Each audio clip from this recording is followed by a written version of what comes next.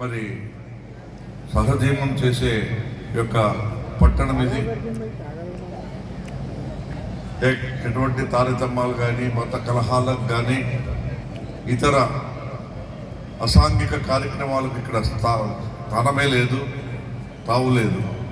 కాబట్టి ఇటువంటి కార్యక్రమాల ద్వారా ఇంకా మా గుంతకలకు గుర్తింపు రావడం, మంచి పేరు రావడం, మరి దీని ద్వారా దేశవ్యాప్తంగా కూడా గుంతకల్ పట్టణానికి మరి ఒక మంచి పేరు వచ్చే విధంగా ఇటువంటి కార్యక్రమాల ద్వారా 25 రాష్ట్రాలకు సంబంధించిన ఈరోజు ఎవరైతే ఈ పోటీల్లో పాల్గొనేందుకు వచ్చిన వాళ్ళందరూ కూడా మరి పాల్గొన్నారో వాళ్ళందరూ కూడా గుంతకల్ గురించి మరి గొప్పగా చెప్తారు.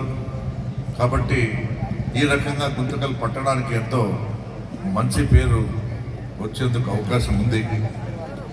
కాబట్టి ఇప్పటికే బాగా కాలాతీతమైంది.